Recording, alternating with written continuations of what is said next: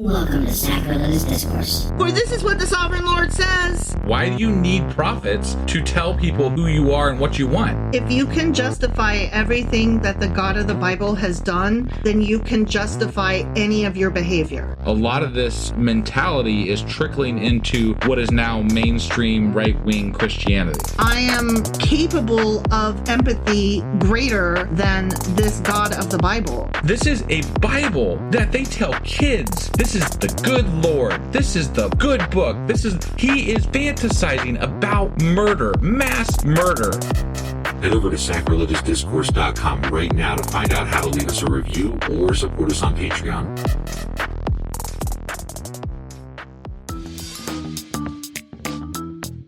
Hey there, sinners and saints. It's your favorite Bible-bashing duo from Sacrilegious Discourse, and we need your help. That's right, folks. We're raising funds for some heavenly equipment and a studio that doesn't sound like it's in the depths of hell. Our current setup, let's just say it's more apocalypse than audiophile. So if you want to hear us dissect the Bible without the background noise of demonic squirrels, chip in a few bucks. We're aiming for $5,000 to upgrade our audio and build a studio worthy of blasphemous banter.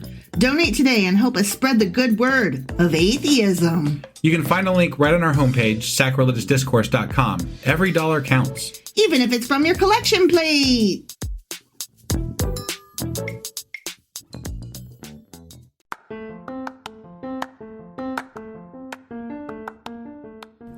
Welcome to Sacrilegious Discourse. I'm husband. And I'm wife. Together we're reading the Bible for the very first time.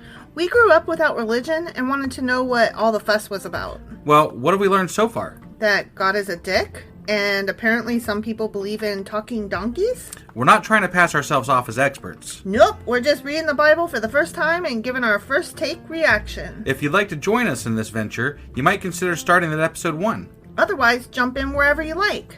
All right, let's go read the Bible. Yeah, let's get to it. Husband. Wife.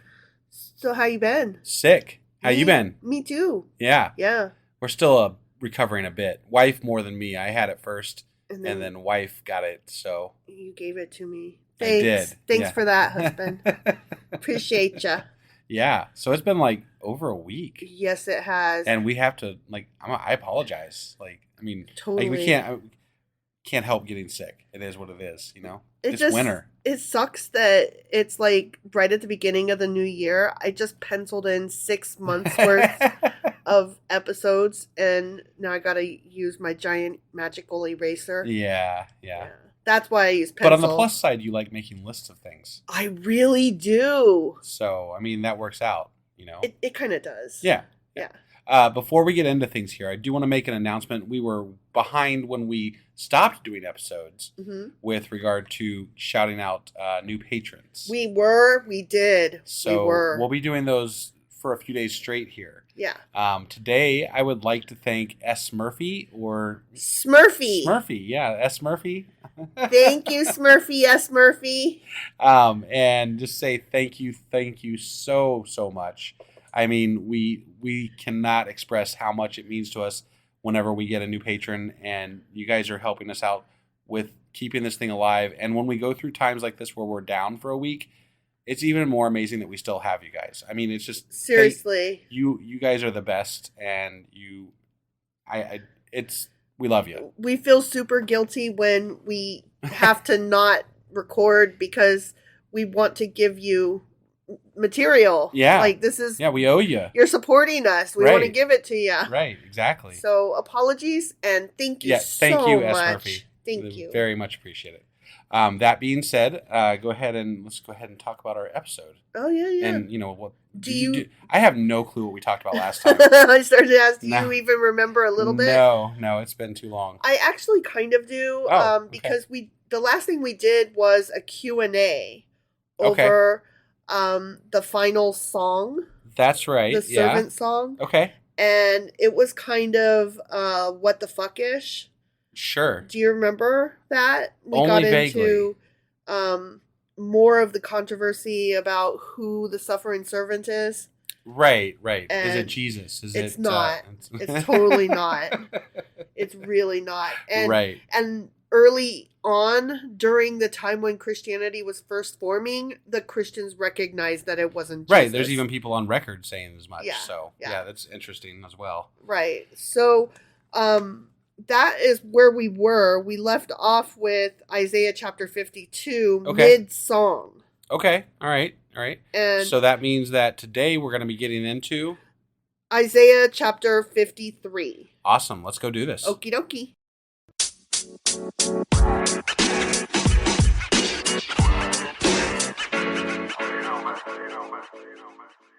All right, so we are going to get into Isaiah chapter 53, Okay. which means that we're finishing up that fourth song Gotcha. of the suffering servant. And that one goes through Isaiah chapter 52, verse 13, through chapter 53, where we're at, verse 12. So Okay. I'll try to keep my mind out and say, that's it. That's the end of that song. Okay. Okay. Sure. So there we go. Sounds great. Here we go. Mid-song. Ah, who has believed our message? Not me. Oh, sorry. That was not an actual question. I wasn't prepared for that. And to whom has the arm of the Lord been revealed? Not I. Again, yeah. He grew up before him like a tender shoot and like a root out of dry ground. He had no beauty or majesty to attract us to him. Sure as fuck did not. Mostly he was just kind of an asshole. Mm-hmm. Nothing in his appearance that we should desire him. Are we talking about God? That's what it sounds like, right? Okay. But I mean... Oh, you know what? No, I think... What? Or is this the servant? Because remember, the servant's ugly as hell. Yeah, I think we're talking about the servant. Because he got That was leprosy. that was one of my favorite things when they were like, this dude's ugly. Yeah. And I'm like, and they think this is Jesus? Right? Come on now. Right? Yeah, because he's ugly as fuck because he's got the leprosy. Yeah. Yeah. He was despised and rejected by mankind, a man of suffering and familiar with pain. Mm. Like one from whom people hide their faces, he was despised. Damn. And we held him in low esteem. Well, I mean, that happens in society, I guess. Sometimes. There's a lot of people that hold me in low esteem. Guess how much it impacts my day-to-day? 0. Right. Yeah. Right. Because I ran out of fucks a long time ago. Right. Yeah. Surely he took up our pain and bore our suffering, yet we considered him punished by God, stricken by him and afflicted. But he was pierced for our transgressions. Oh, wow. That's some imagery, huh? Right? Yeah. Right? You can see why them Christians get all Right. excited. Interesting. Yeah. He was crushed for our iniquities. I don't remember Jesus getting crushed, but okay. Well, I mean... I guess you could take that in many different ways. Yeah. So, His spirit was certainly crushed. but again, this is like the Jesus story was written with the knowledge of what happened in Isaiah, and if you wanted to fit a story in there, Yeah. you would take all the things and say, we're going to make this work. Yeah, exactly. Exactly. The punishment that brought us peace was on him, and by his wounds we are healed. Wow. Okay. Man, that's wow. Okay. Again, I- I just said, like, you know. I can see why you would think that if you were brought up in the church. Sure. You know? Yeah. Why wouldn't you think No, that? it seems very direct right here. Yeah. I mean, We all, like sheep, have gone astray. Each of us has turned to our own way, and the Lord has laid on him the iniquity of us all. He was oppressed and afflicted, yet he did not open his mouth. He was led like a lamb to the slaughter, and as a sheep before its shearers is silent, so he did not open his mouth. By oppression and judgment he was taken away. Yet who of his generation protested? For he was cut off from the land of the living. For the transgression of my people he was punished. He was assigned a grave with the wicked and with the rich in his death, though he had done no violence, nor was any deceit in his mouth. huh. This feels so Jesus-y. It really does. I can't help it. I know I'm not supposed to be reading this like with that in mind, but I'm not reading it in a vacuum. I can't help but bring what I know to the table, you know? Yeah, no, it definitely, again, I'm going to say this again. The Jesus story was written later. Yeah. with the knowledge of this story. Yes. With the knowledge of this quote-unquote prophet. Right. So. Right. Yet it was the Lord's will to crush him and cause him to suffer, because the Lord is a dick. And though the Lord makes his life an offering for sin, he will see his offspring and prolong his days, and the will of the Lord will prosper in his hand. After he has suffered, he will see the light of life and be satisfied. By his knowledge, my righteous servant will justify many, and he will bear their iniquities. Interesting. All right, here we're coming up on verse 12, the end of the song, which happens to be also the end of the chapter. Oh, okay. All right. Well, that makes it easy. Yeah. Therefore, I will give him a portion among the great, and he will divide the spoils with the strong, because he poured out his life unto death, and was numbered with the transgressors. For he bore the sin of many, and made intercession for the transgressors. That was very, you're spot on. That is very Jesus-y. Right? And I don't know what to do with that exactly, other than to say, again, that... We're in Deutero-Isaiah. We're in the part that was written way later. That doesn't matter. It does matter. We're in the part that was written during the time of Christianity instead of, back in Isaiah. This was written, I thought, in the time of the exile. No, the first part of Isaiah was. Proto-Isaiah. Okay, I thought that was written in the time of Isaiah. And exile. The first part was written in the time of Isaiah, which was the time of the exile. We're going to have to go back and study this, because I think you're wrong. We are in Deutero-Isaiah. Yeah, no, I understand that. But the later portion was written during the exile when Cyrus was around, which was pre-Christianity still. Oh. So that's what I'm saying, is that... I thought it was 200 years later. It was, but it's not Christianity yet. Oh, okay, I see what you're saying. Sorry. Yeah, so what I'm saying is that this was written pre-Christianity. Okay. And we have to keep that in mind as we're reading this, because the Christians took a lot of these messages and put them into the New Testament. Okay. And so they stole this story and made it their own. They made this the Christ story because it was a very convenient story to make their own. Got it. At least that's how I would take it, right, reading it the way that we're reading it. Because nowhere in there does it say anything about him being the Son of God or anything like that. It just has this story about this person who suffered for the sins of other people, right? Right. Which sounds close to the Jesus story, and it sounds like they took that message and incorporated it into the Jesus story. Okay, I see. But so you're not saying that this story was written and retrofit into what already existed. You're saying that Christianity was written and retrofit into Isaiah. Yes. Okay. That's what I was saying. Okay. Yeah. Sorry, it's been a minute.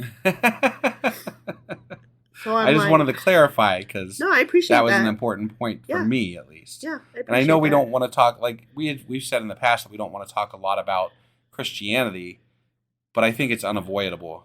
Especially with this verbiage, like, we have to talk about it. Yeah. So, and we don't know enough to speak intelligently about it. Yeah, we don't know enough to speak intelligently about it, and yet, even so, it's still striking us as, oh, shit. But it also still strikes me as obvious that they could take this story and retrofit the Jesus story into it. Right. And that it makes sense why they would do that, even, because it's such a strong story that is...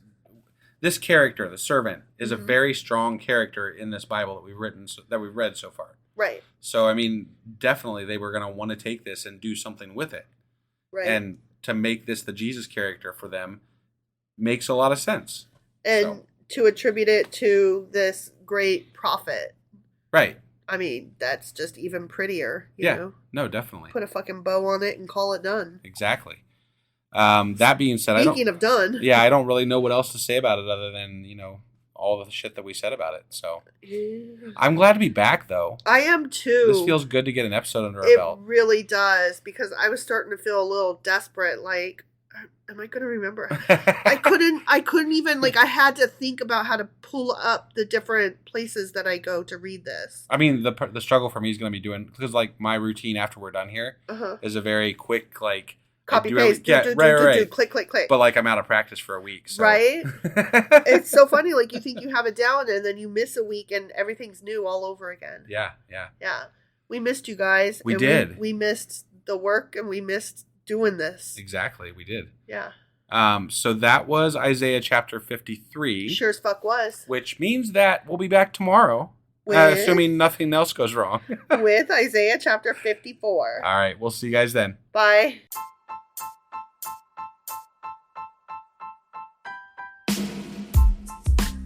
Hey, wife. I guess that's the end? But husband, that's just sad. It doesn't have to be. We are on lots of social media platforms like Twitter. Our handle there is sacrilegious_D. For D's nuts. Oh my God. Stop doing that. Anyway, we're also on Facebook, Instagram, and Pinterest. There's a link to all of our social media sites at our website. Ooh, we have a website? Yeah, it's sacrilegiousdiscourse.com, where you can also find a link to our merch shop. We have a merch shop? Yep, we have podcast-themed clothing, mugs, notebooks, and more, as well as an atheist and science-themed products. Wow, our fans should really go check that out right now. Definitely. They can get in touch with us by sending an email to sacrilegiousdiscourse@gmail.com. But before they do that, we could really use some help. Oh yeah? With what? Well, it's not free running the podcast, and we need some financial support in order to get better equipment, which will free up time so we can concentrate on our podcast and our fans. Okay, so what should they do? Head over to patreon.com/sacrilegious discourse and sign up as a contributor on our podcast. Supporters there receive additional bi-weekly episodes that we record just for our Patreon members for as little as $2 a month. Also, we'd really appreciate it if you would like and subscribe on whatever platform you're using. And Apple Podcast reviews help us out tremendously. Like and subscribe, leave an Apple review, join us on Twitter, support us on Patreon. That's a lot of instructions. Don't forget to say thanks. Thanks. Okay, bye.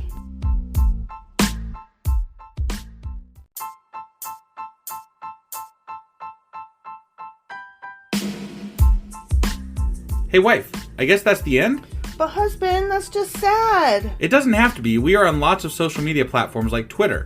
Our handle there is sacrilegious_D. For D's nuts. Oh my God. Stop doing that. Anyway, we're also on Facebook, Instagram, and Pinterest. There's a link to all of our social media sites at our website. Ooh, we have a website? Yeah, it's sacrilegiousdiscourse.com, where you can also find a link to our merch shop. We have a merch shop? Yep, we have podcast-themed clothing, mugs, notebooks, and more, as well as an atheist and science-themed products. Wow, our fans should really go check that out right now. Definitely. They can get in touch with us by sending an email to sacrilegiousdiscourse@gmail.com. But before they do that, we could really use some help. Oh yeah? With what? Well, it's not free running the podcast, and we need some financial support in order to get better equipment, which will free up time so we can concentrate on our podcast and our fans. Okay, so what should they do? Head over to patreon.com/sacrilegious discourse and sign up as a contributor on our podcast. Supporters there receive additional bi-weekly episodes that we record just for our Patreon members for as little as $2 a month. Also, we'd really appreciate it if you would like and subscribe on whatever platform you're using. And Apple Podcast reviews help us out tremendously. Like and subscribe, leave an Apple review, join us on Twitter, support us on Patreon. That's a lot of instructions. Don't forget to say thanks. Thanks. Okay, bye.